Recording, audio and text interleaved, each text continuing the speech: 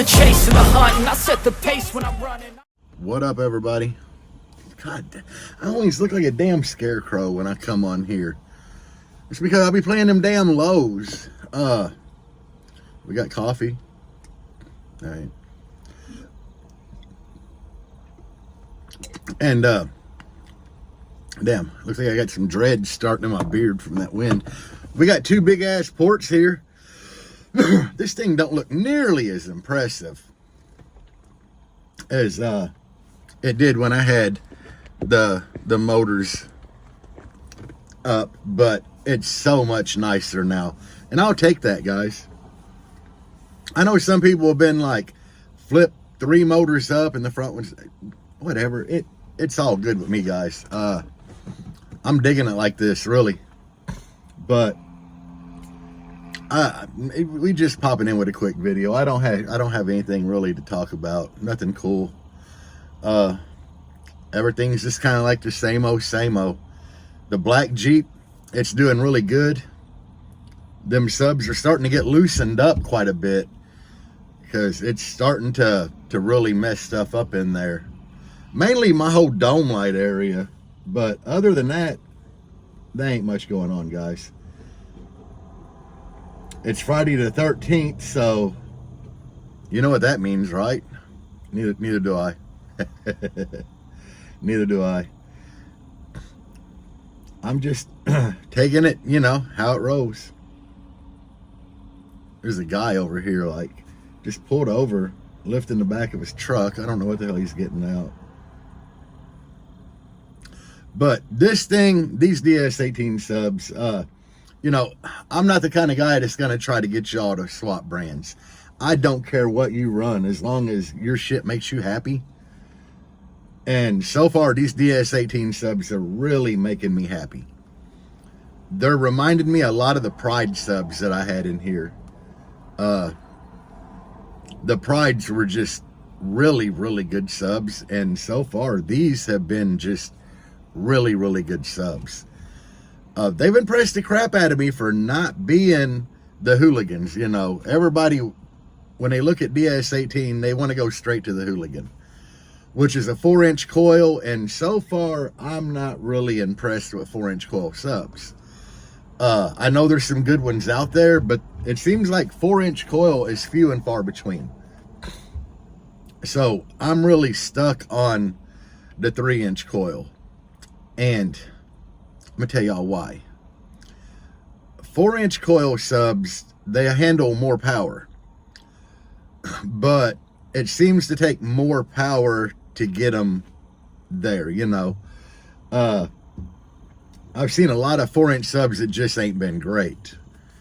Now, for me, I like the 3-inch because they seem to be a little more efficient to me.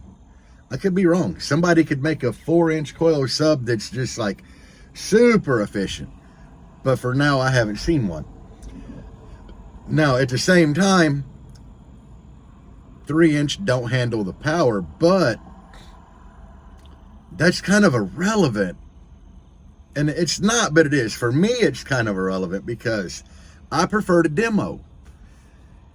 And I've done the testing before where on burp, you know, if y'all watch it, you know, I was getting like 11, 12. At one point, I got 14K out of one of my amps. But that was burping away from my peak.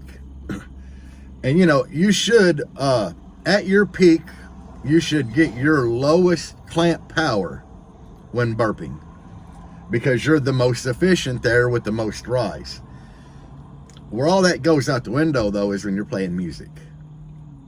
I was making all that power out of that amp, burping, and when I went to real-time power and did a demo song, just how I would if I was giving somebody a demo at a show, I was staying, you know, average 2,500 to 3,000 watts. So there again, what I'm getting at is by only getting 2,500 to 3,000 watts demoing, that's what you're normally going to get. You're not going to get all that super big power. So I guess, you know, you times that by 2, because now I have the amp strapped. So we'd be around 5,000 to 6,000 watts out of 2 amps strapped to 3 subs. You know, that's just 2,000 watts per sub. Maybe, you know, you get one note in there that might kick it up a little bit, but from what I'm seeing, you know, the Genesis held that fine. They were a 1,200 watt RMS sub, kind of underrated, but still. I can't even remember what these are rated for. I think they're like 2,000, 2,500, somewhere in there. Maybe 3. I don't know. I really didn't even look at the power handling on the paperwork, but they're doing fine. They're not really getting warm, so that is why I like a 3-inch coiled sub. I know everybody, when they pick subwoofers, they want to get the one that is, well, in their budget, that just looks the biggest, baddest, most monstrous, and you don't need it. You know, it's like, even with Scar, I think if I was going to do a Scar build, I'd probably get a bunch of DDXs, or if it wasn't a DDX, it would be the VFX or something. Yeah, which I think them are their 2 best subs. I'm a demo guy. You know, they make a Z series sub that's bigger, but honestly, it from what I've seen, they don't sound good demo, and they're basically, I think, good for a burp. I don't know. I'm not really a Scar guy. Don't hate it. Just, it's not my thing, you know. But I don't know. I'm a 3-inch, you know, I like the 3-inch coils, and these things so far have really impressed me. Hopefully Sunday, Basshead Sunday, we get Debs playing with her new subs, and I'm just hoping the Blazer is going to come back bigger, badder, and better. And more windy. So I don't know, guys. You know, when I was running the Pride, I almost jumped on a 4-inch coil Pride. Hell, Pride makes a 5-inch coil sub, and I was really impressed with it. The little God, what did I have? The Prides. I can't even remember. Oh God, I can't remember which Pride I had. I know it was the biggest 3-inch coil sub they made, but I really like them, and these subs remind me a whole lot of them.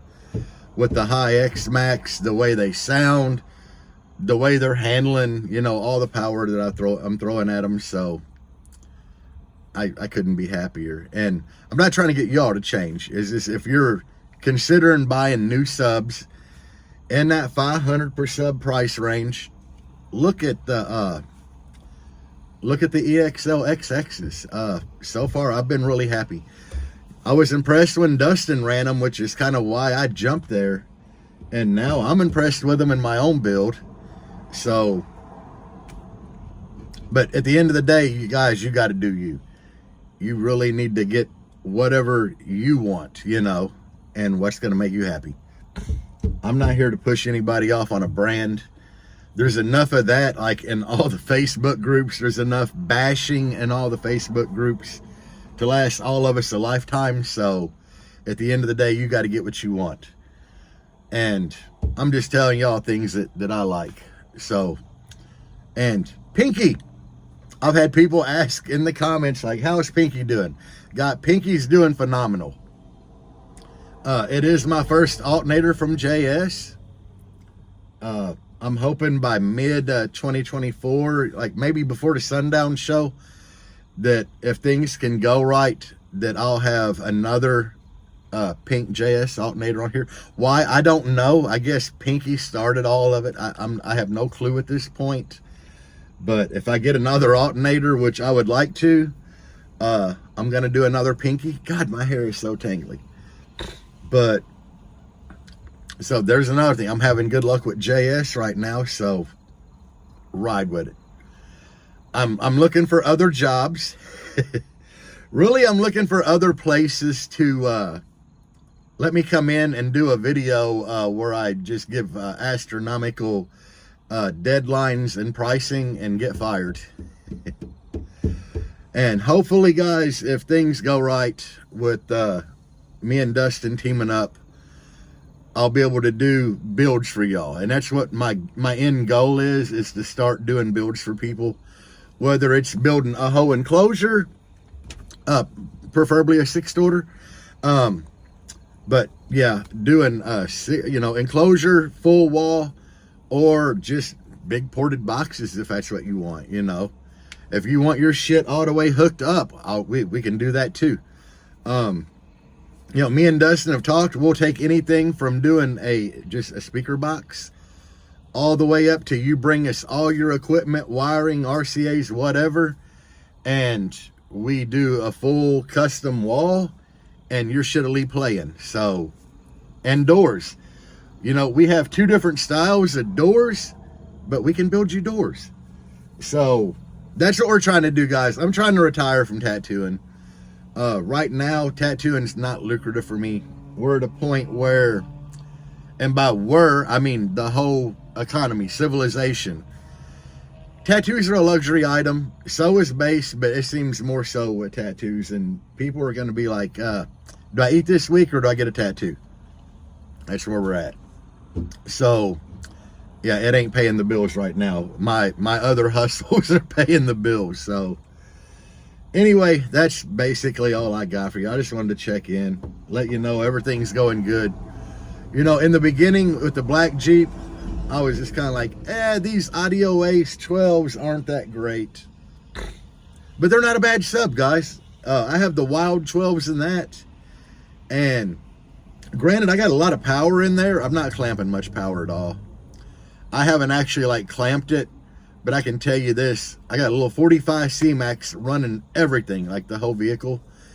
And when I turn it up, I will drop from 16 to 15.9 after a while. I get to stay at 16 forever, and it really won't drop below 15.9.